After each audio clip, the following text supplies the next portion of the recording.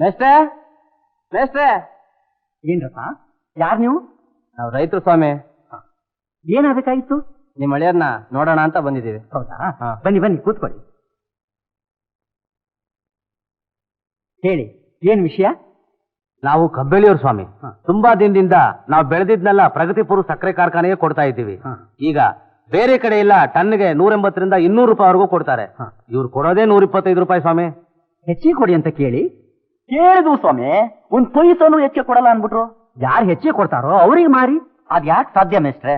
ಆಕಾಶ್ ಗಂಗೆ ಫ್ಯಾಕ್ಟ್ರಿಗೆ ಸುತ್ತಮುತ್ತಲಿರೋ ಹಳ್ಳಿ ರೈತರು ಕಪ್ ಕೊಡ್ತಾವ್ರೆ. ಅವ್ರನ್ನ ಬಿಟ್ಟು ನಮ್ಮ ಹತ್ರ ಯಾಕೆ ತಗೋತಾರೆ ಹೇಳಿ? ಅದಕ್ಕೆ ಸಾಗರ್ನರ್ ಕಂಡು ಸಹಾಯ ಕೇಳೋಣ ಅಂತ ಬಂದ್ವಿ.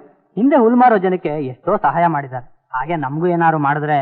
ಅದೇನು ಸರಿ, ಸಾಗರ್ ಇಂಥ ಸಮಸ್ಯೆಗಳಿಗೆಲ್ಲ ಗಮನ ಕೊಡ್ತಾ ಕೂತ್ಕೊಂಡ್ರೆ ಅವ್ನ್ ಲಾಯರ್ ವೃತ್ತಿಗತಿ ಏನು? ಯಾಕಪ್ಪ ಹೀಗೆಲ್ಲ ಮಾತಾಡ್ತಿದ್ದೀರಾ? ಇರೋದ್ ನಾವಿಬ್ರು, ಈ ಮಗು ಒಂದು. ಇಷ್ಟು ಜನಕ್ಕೆ ಎಷ್ಟು ಸಂಪಾದನೆ ಮಾಡ್ಬೇಕು ನೋಡಿ. ನೀವು ಹೋಗಿ ಊರ್ಗ್ ಹೋದ್ಮೇಲೆ ನಾನು ಅವ್ರ ಹತ್ರ ಈ ವಿಷಯ ಮಾತಾಡ್ತೀನಿ. ಈ ವಿಷಯದಲ್ಲಿ ತಲೆ ಹಾಕ್ಬೇಕಾದ್ರೆ ತುಂಬಾ ಯೋಚನೆ ಮಾಡ್ಬೇಕಾಗುತ್ತೆ. ಯಾಕೆ? ಪ್ರಗತಿಪುರದ ರೈತರ ಸಮಾಚಾರ ಅಂದ್ಮೇಲೆ ನಾನು ನೇರವಾಗಿ ಕಾಳಿಂಗರಾಯನ ಮೇಲೆ ತಾನೇ ಯುದ್ಧಕ್ಕೆ ನಿಲ್ಬೇಕಾಗುತ್ತೆ. ಹೌದಲ್ಲ? ಮತ್ತೆ ನನ್ಗ ಜ್ಞಾಪಕಕ್ಕೆ ಬರ್ಲಿಲ್ಲ. ಬೇಡ ಬಿಡಿ. ಎಲ್ಲಾದ್ರೂ ಉಂಟಾ? 10 ಜನಕ್ಕೆ ಒಳ್ಳೇದಾಗೋ ಹಾಗಿದ್ರೆ 4 ಜನ ನಮ್ಮ ದೂರ ಆದ್ರೂ ಏನು ನಷ್ಟ ಇಲ್ಲ.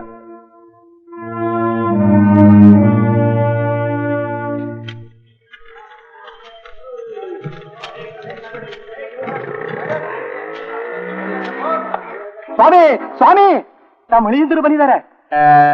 ನನ್ನ ಅಳಿಯ ನನ್ ನೋಡಕ್ ಬಂದ್ರೆ ಹೊರಗಡೆ ನಿಂತಿರ್ಬೇಕಾ? ಕರಿಯಯ್ಯ ಒಳಗೆ. ನನಗೆ ಗೊತ್ತು ನೀವ್ ಹಿಂಗ್ ಹೇಳ್ತೀರಾ ಅಂತ. ನಮ್ಮ ಹಳಿಯಂದ್ರು ಅಂದ್ರೆ ಪವನ್ ಕುಮಾರ್ ಸಾಹೇಬ್ರಲ್ಲ, ಸಾಗರು. ಯಾಕೆ ಬಂದ ಇಲ್ಗೆ? ನನಗೆ ಗೊತ್ತಿಲ್ಲ. ಅರ್ಜೆಂಟ್ ಕೆಲಸ ಇದೆ, 1 ಗಂಟೆ ಕೂತಿರು ಅಂತ ಹೇಳು. ಇಲ್ಲಿ ಬಾ, ಇಲ್ಲಿ ಈ ಕುರ್ಚಿ ಎಲ್ಲ ತೆಗೆದು ಒಳಗಡೆ ಹಾಕು.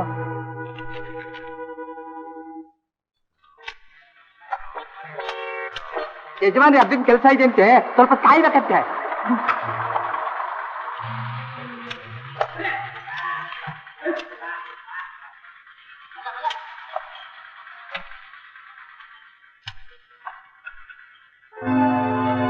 ಏನ್ ಸಲ್ಲ, ಹೇಗಿದ್ದೀಯಾ?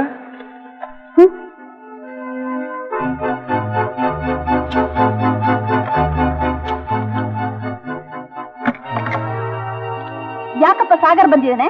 ಬಂದಿದ್ದಾನೆ ನಮ್ ನೆತ್ತಿಲ್ ಮ್ಯಾನುಫ್ಯಾಕ್ಚರಿಂಗ್. 1 ಗಂಟೆ ಬಿಸಿಲಲ್ಲಿ ಒಣಗಲಿ. ಬಾ, ನೀನ್ ಈ ಕಡೆ ಕೂತ್ಕೋ ಬಾ.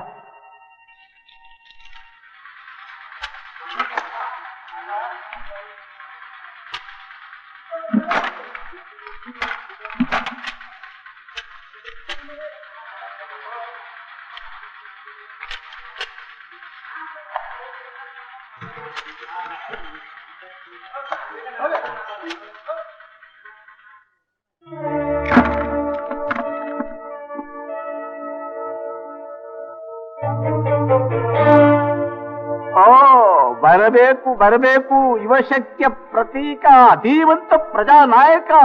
ತಮ್ಮ ಪಾದ ಸ್ಪರ್ಶದಿಂದ ನಮ್ಮ ಈ ಫ್ಯಾಕ್ಟರಿ ಪರಮ ಪಾವನವಾಯಿತು.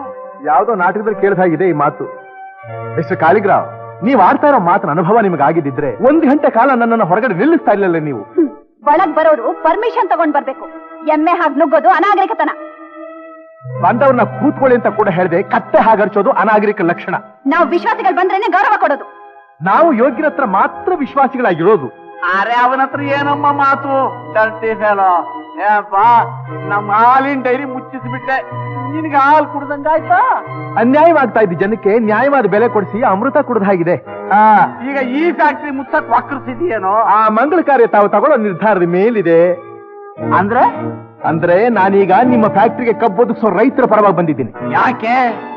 ಯಾಕೆಂದ್ರೆ ಬೇರೆ ಕಡೆ ಟನ್ನಿಗೆ 180-200 ರೂಪಾಯಿ ಕೊಡ್ತಾರೆ. ಆದ್ರೆ ನೀವು ಕೊಡ್ತಾ ಇರೋದು ಬರೀ 125 ರೂಪಾಯಿ. ಅದಕ್ಕೋಸ್ಕರ ನೀವು ಟನ್ಗೆ 180 ರೂಪಾಯಿ ಕೊಡಿ ಅಂತ ಕೇಳೋದಕ್ಕೆ ಬಂದಿದ್ದೀನಿ. ಚಂಡಾಲ, ನಮ್ ಪಾಡಿಗೆ ನಾವಿದ್ರು ಕಾಲ್ ಕೇರ್ಕೊಂಡು ಜಗಳಕ್ಕೆ ಬರ್ತೀಯಾ? ಅಮ್ಮ ತಾಯೇ, ನಾನ್ ನಿನ್ನ ಹತ್ರ ಜಗಳ ಕಾಯ್ದಕ್ ಬಂದಿಲ್ಲ. ನಾನು ಬಂದಿರೋ ಉದ್ದೇಶ ಇಷ್ಟೇ, ಬೇರೆಯವರು ಬದುಕೋದಕ್ಕೆ ಅವಕಾಶ ಕೊಟ್ಟು ನೀವು ಬದುಕಿ. ಬಡವರು ಸಮಾಧಿ ಮೇಲೆ ಸೌಧ ಕಟ್ಬೇಡಿ, ಅದು ನಿಲ್ಲೋದಿಲ್ಲ. ನೀನ್ ಯಾವಾಗ ನನ್ಗೆ ಉಪದೇಶ ಮಾಡೋಕೆ? ನಿಮ್ಮ ತಂಗಿ ಸವತಿ ಮಗ. ನನ್ನ ಭಾಗಕ್ಕೆ ಅವನು ಯಾವತ್ತೋ ಸತ್ತೋದ. ಈಗ ನಿಮ್ ಕಡೆ ನಿರ್ಧಾರ ಏನು? ಒಂದು ಬಿಡಿಗಾಸು ಜಾಸ್ತಿ ಕೊಡಲ್ಲ. ಹಾಗಾದ್ರೆ ರೈತರು ಕಬ್ಬನ್ನ ಬೇರೆ ಕಡೆ ಸಾಗಿಸ್ಬೇಕಾಗುತ್ತೆ. ಬೆಲ್ಲ ಮಾಡೋಕ? ಬೆಲ್ಲದ ಬೆಲೆ ಏನು ಅಂತ ಗೊತ್ತಾ ನಿನಗೆ? ಆ ಮಂಕುಂಡೆವು ನಿನ್ ಮಾತು ಕಟ್ಕೊಂಡ್ರೆ ಬಾಯಿ ಮಣ್ಣು ಹಾಕೊಳ್ತವೆ. ಅವ್ರು ಮಣ್ಣು ಹಾಕತ್ತಾರೋ ನೀವೇ ಹಾಕೋತಿರೋ ಅದನ್ನ ಕಾಲ ನಿರ್ಧಾರ ಮಾಡ್ತಾ ಬರ್ತೀನಿ. ಮೆತ್ತಗೆ ಮಾತಾಡಿ ಪೈಲ್ಸ್ ಬರ್ತಾ ಪೈಲ್ಸ್. ಅಪ್ಪ ಅವನು ಮಾತಾಡೋದ್ ನೋಡಿದ್ರೆ ಮೈಯೆಲ್ಲ ಉರ್ದು ಹೋಗುತ್ತೆ. ಚೂರಿ ತಗೊಂಡು ಇರ್ದು ಬಿಡ್ಲಾ ಅನ್ಸುತ್ತೆ. ಆ ಕೆಲಸ ನಾನ್ ಮಾಡ್ತೀನಿ, ನೀನ್ ಸುಮ್ಮನಿರು.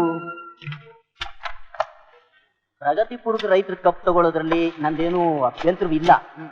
ಆದ್ರೂ ನಮ್ ರೈತರನ್ನ ಒಂದ್ ಮಾತು ಕೇಳ್ಬೇಕಲ್ಲ. ಧಾರಾಳವಾಗಿ ಅವರು ರೈತರು, ಇವರು ರೈತರು. ಅವ್ರ ಬಂಧುಗಳಿಗೆ ಸಹಾಯವಾಗುತ್ತೆ ಅಂದ್ರೆ ಖಂಡಿತ ಇವ್ರು ಬೇಡ ಅನ್ನೋದಿಲ್ಲ ಅಂತ ನನಗನ್ಸುತ್ತೆ. ಸಾಗರವ್ರೆ, ನಿಮ್ ಮಾತು ಅಂದ್ರೆ ರೈತರಿಗೆ ಬಹಳ ಗೌರವ. ನಮ್ ರೈತರನ್ನೆಲ್ಲ ಕರೆಸ್ತೀನಿ, ತಾವೇ ಒಂದ್ ಮಾತು ಹೇಳಿ. ಹಾಗೆ ಮಾಡಿ ಕರೆಸಿ. ಹಲೋ, ನಾನು ಮಾವ ಪವನ್ ಕುಮಾರ್. ಈ ಸಲ ಸಾಗರ ಗೆದ್ಬಿಟ್ಟ. ಇನ್ನ ಫ್ಯಾಕ್ಟ್ರಿ ಮುಚ್ಚಬೇಕಾದ್ದೆ. ಅಲ್ಲಪ್ಪ, ಅವ್ರು ಕೇಳಿದ ಬೆಲೆನೆ ನಾವು ಕೊಡ್ತೀವಿ ಅಂತ ಹೇಳ್ಬೇಕಾಗಿತ್ತು. ವಾಸುದೇವ್ರನ್ ಬಿಟ್ಟು ಆ ಮಾತನ್ನು ಹೇಳಿಸ್ತೆ. ರೈತರೆಲ್ಲ ಹಾಸ್ಯ ಮಾಡಿ ನಕ್ಬಿಟ್ರು. ಅಪ್ಪ ಏನಾಯ್ತಪ್ಪ, ಏನಾಯ್ತು? ಮುಳುಗುವಮ್ಮ, ಆ ಸಾಗರ್ ನಮ್ಮನ್ನ ಪೂರ್ತಿ ಮುಳುಗಿಸ್ಬಿಟ್ಟಮ್ಮ. ಮುಳುಗಿಸ್ಬಿಟ್ಟ. ಏನ್ರಿ ನೀವೆಲ್ಲ ಕೆಲಸ ಮಾಡ್ತಾ ಇರೋದು? ಸತ್ಯಕಾಯಿಗೆ ಬರ್ತೀರಂದ್ರೆ ಆಫೀಸ್ಗೆ. ವರ್ಷಾನ್ಗಟ್ಲೆಯಿಂದ ಕಂದಾಯ ಹೀಗೆ ಬಾಕಿ ಉಳಿದ್ರೆ ಸರ್ಕಾರ ನಡೆಯೋದಾದ್ರೂ ಹೇಗ್ರಿ? ಸರ್, ಈ ಪರಿಸ್ಥಿತಿ ಏನಾಗಿದೆ ಅಂದ್ರೆ ಶರಾಪ್ ಹೀಗ್ ಕುಂಟ್ನಪ್ಗಳು ಹೇಳಿದ್ರೆ ನೀರು ನೆರಳಿದಿರೋ ಜಾಗಕ್ಕೆ ಒಬ್ಬೊಬ್ಬರನ್ನು ಟ್ರಾನ್ಸ್ಫರ್ ಮಾಡ್ಬಿಡ್ತೀನಿ. ಇನ್ನು 3 ತಿಂಗಳಲ್ಲಿ ಬಾಕಿ ಉಳಿದಿರೋ ಕಂದಾಯ ಪೂರ್ತಿ ವಸೂಲಿ ಆಗ್ಬೇಕು. ಅವ್ರನ್ನ ಹೆದರಿಸ್ತಿರೋ ಬೆದರಿಸ್ತಿರೋ ಆಸ್ತಿ ಮುಟ್ಕೊಲ್ ಹಾಕೋತಿರೋ ನಂಗೆ ಗೊತ್ತಿಲ್ಲ. ಈ ಬಾಕಿ ಪಟ್ಟಿ ಹೀಗೆ ಉಳಿದಿದ್ರೆ ನಾನು ಮಾತ್ರ ಸುಮ್ಮನೆ ಇರಲ್ಲ.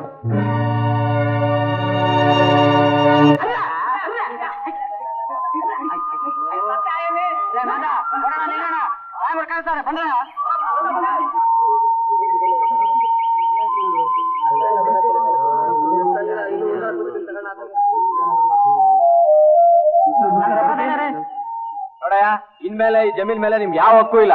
ಇವತ್ತಿಂದ ಇದು ಸರ್ಕಾರದ ಆಸ್ತಿ. ಯಾಕೆ ಸ್ವಾಮಿ? 5 ವರ್ಷದ ನೀನು ಜಮೀನಿಗೆ ಕಂದಾಯ ಕಟ್ಟಲಿಲ್ಲ. ಬಡವ್ರ ಹೊಟ್ಟೆನ ಹೊಡಿಬೇಡಿ ಸ್ವಾಮಿ. ಬಡವ್ರಿಗೆ ಯಾಕೆ ಈ ಜಮೀನು? ಎಲ್ಲ ಆಚೆ ಕಳಿಸ.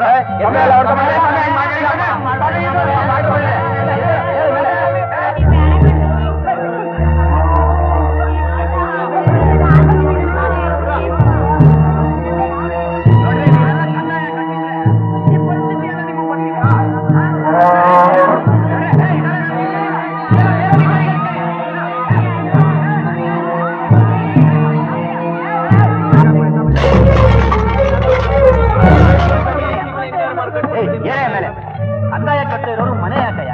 ಸರಿ ಆಸ್ತಿಯ ಕಂದಾಯ ಕಟ್ಟಬೇಕಾಗಿತ್ತು. ಮಳೆ ಇಲ್ಲ, ಬೆಳೆ ಇಲ್ಲ, ನೀವೇನ್ ಸ್ವಾಮಿ ಕಂದಾಯ ಕಟ್ಟೋದು? ನೀರಾವರಿ ಮಾಡ್ಕೊಡ್ಲಿಲ್ವಾ? ಸರ್ಕಾರ ಅಣೆಕಟ್ಟು ಕಟ್ಕೊಡ್ಲಿಲ್ವಾ? ನಮ್ದು ತಿನ್ನ ಮೇಗಿನ ಜಮೀನ್ ಸ್ವಾಮಿ, ನೀರೇ ತೆಗಲಿ ಸ್ವಾಮಿ. ಅದೆಲ್ಲ ನಮ್ಗೆ ಗೊತ್ತಿಲ್ಲ. ಕಂದಾಯ ಬಾಕಿ ಕಟ್ಟೆ ಇಲ್ಲ ಮನೆ ಖಾಲಿ ಮಾಡಿ. ಮನುಷ್ಯರ ನೀವು ಪಾಪಿಗಳು, ರಾಕ್ಷಸರು. ರಾಕ್ಷಸರು ನಾವಲ್ಲ, ನಮ್ಮ ಮೇಲೊಬ್ಬ ಅಧಿಕಾರಿ ಬಂದಿದ್ದಾನಲ್ಲ ಅವನು. ಸಾಮಾನೆಲ್ಲ ಎತ್ಕೊಂಡು ಬಂದ್ರು.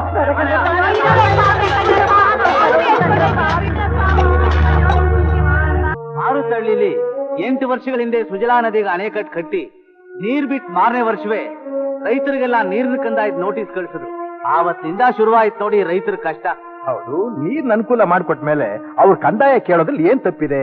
ಅತ್ತರಿ, ನೀರಾವರಿ ಇಂಜಿನಿಯರ್ಗಳ ನಕ್ಷಲ್ ಬರ್ದಿರೋಂತ ನೀರು ರೈತರ ಜಮೀನ್ ತನಕ ಬಂದ್ ತಲುಪಿದ್ರು ತಾನೇ ನಾವು ಕಂದಾಯ ಕಟ್ಟೋದು ಸಾಧ್ಯ. ಕಾಲುವೆಗಳು ಸರಿಗಿಲ್ಲ, ಬಿಟ್ ನೀರು ಎಲ್ಲಾ ಕಡೆನೂ ತಲುಪಲ್ಲ. ರೈತರು ಪ್ರತಿನಿಧಿಗಳು ಕಂದಾಯದ ಅಧಿಕಾರಿಗಳಿಂದ ಹಿಡಿದು ಶಾಸಕರ ತನಕ ಕಂಪ್ಲೇಂಟ್ ಮಾಡಾಯ್ತು, ಏನು ಪ್ರಯೋಜನ ಆಗ್ಲಿಲ್ಲ ಬುದ್ಧಿ. ಯಾಕೆ? ನೋಡೋಣ, ಪರಿಶೀಲಿಸೋಣ ಅಂತಾರೆ. ಆದ್ರೆ ಇವತ್ತಿದ್ದ ಅಧಿಕಾರಿಗಳು ನಾಳೆ ಇರಲ್ವಲ್ಲ. ಈಗ ಈ ಜಿಲ್ಲೆಗೆ ಪವನ್ ಕುಮಾರ್ ಅಂತ ಹೊಸದಾಗಿ ಜಿಲ್ಲಾಧಿಕಾರಿಗಳು ಬಂದಿದ್ದಾರೆ. ಆತ ಹೊಸದಾಗಿ ಬಂದಿರೋ ಹುಮ್ಮಸ್ನಲ್ಲಿ 3 ತಿಂಗಳೊಳಗಾಗಿ ಎಲ್ಲಾ ಕಂದಾಯನು ವಸೂಲು ಮಾಡದೇ ಇದ್ರೆ ತನ್ನ ಕೈಗಾರಿನ ಅಧಿಕಾರಿಗಳನ್ನ ಸಸ್ಪೆಂಡ್ ಮಾಡ್ತೀನಿ ಅಂತ ಹೆದರಿಸಿದಾನಂತೆ. ಅವ್ರ ಕೈ ಕೆಳಗಿನ ಜನ ಹೆದ್ರಿ ರೈತರಿಗೆ ಕೊಡಬಾರ್ದು ಕಷ್ಟ ಕೊಡ್ತಾ ಇದಾರೆ. ಬಾಕಿ ಕೊಡದೇ ಇರೋ ರೈತರಿಗೆ ಅವ್ರ ಚಿರಾಸ್ತಿಗೆಲ್ಲ ಮುಟ್ಕೊಲ್ ಹಾಕೋತಿದ್ದಾರೆ. ಈ ತೊಂದರೆಯಿಂದಲೇ ನಿನ್ನೆ ಈರಣ್ಣ ನೇಣು ಹಾಕೊಂಡಿದ್ದು. ಸಾಗರಪ್ಪನವ್ರೆ, ಈ ದಾಳಿಯಿಂದ ನೀವೇ ಈ ಬಡವರನ್ನ ಕಾಪಾಡಬೇಕು.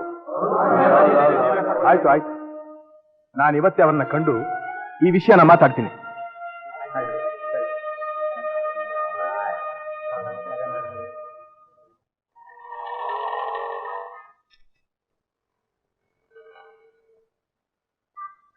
ಯಾರು ಬೇಕಾಗಿತ್ತ?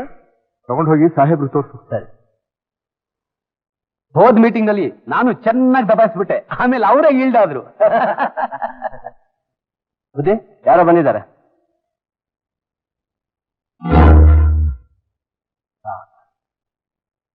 ಸಾಹೇಬ್ರು ಮೀಟಿಂಗ್ ಅಲ್ಲಿ ಇದ್ದಾರೆ, ಈಗ ನಾನು ನೋಡಕ್ಕಾಗಲ್ಲ ಅಂತ ಹೇಳ್ಕಳ್ಸಿ. ಆಯ್ತು ಬುದ್ಧಿ. ಯಾರು ಸರ್ ಅವರು ಬಂದಿರೋರು? ಯಾವನ ತರ್ಲೆ ಸಾಹೇಬ್ರು ಮೀಟಿಂಗ್ ಇಲ್ಲಿದ್ದಾರೆ, ಈಗ ನಿಮ್ಮ ನೋಡಕ್ಕಾಗಲ್ವಂತೆ. ಹೌದು. ಬೇಡಿ ಸರ್. ಪರವಾಗಿಲ್ಲ. ಯಾರಿದ್ದಾರೆ ಒಳಗಡೆ? ಸ್ನೇಹಿತರ ಜೊತೆ ಮಾತಾಡ್ತಾ ಇದ್ದಾರೆ ಸರ್. ಮೀಟಿಂಗ್ ಇದ್ದಾರಂದೆ. ಹಾಗಂತ ಹೇಳು ಅಂತ ಹೇಳಿದ್ರು. ಸಾಹೇಬ್ರು ಹೇಳಿದ್ರ? ಇಲ್ಲಿ ಏನ್ ಸರ್ ನಾನು ಕರಿತಾ ಇದ್ರು ನೀವು ಹಾಗೆ ಹೋಗ್ತಿದ್ದೀರಿ? ನಮಸ್ಕಾರ.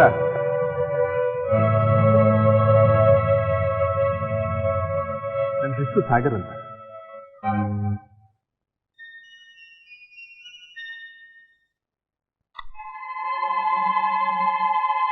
ನೀವೆಲ್ಲ ಹೋಗಿ, ಆಮೇಲೆ ಮಾತಾಡಿ.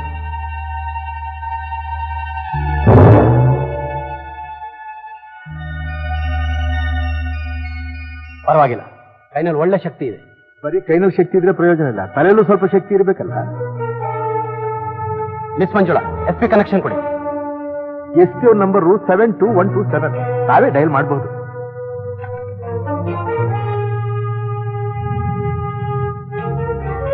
SP ಅವರ, ನಾನು ಪವನ್ ಕುಮಾರ್ ಮಾತಾಡ್ತಾ ಇದ್ದೀನಿ. ತಕ್ಷಣ ಆಫೀಸ್ ಕೊಟ್ಟು ಬನ್ನಿ.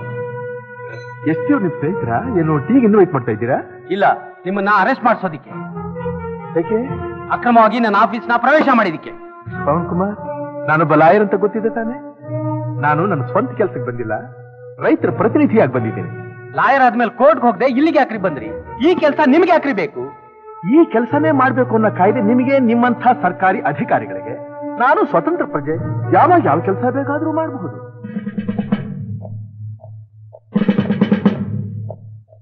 ಏನ್ ಸರ್ ಫೋನ್ ಮಾಡಿದ್ರಲ್ಲ? Arrest this man right away under 353. ಹಾಗಾದ್ರೆ ನೀವು ರೈತರ ಸಮಸ್ಯೆಗಳನ್ನ ಚರ್ಚೆ ಮಾಡೋದಿಲ್ವೇನು? ನಾವು ಚರ್ಚೆ ಮಾಡಿ ಆಕ್ಷನ್ ತಗೊಂಡಿರೋದು. ಏನೇ ಆದ್ರೂ ಸರ್ಕಾರಕ್ಕೆ ಬರಬೇಕಾಗಿರೋ ಕಂದಾಯ ವಸೂಲಿ ಮಾಡದೆ ಬಿಡೋದಿಲ್ಲ.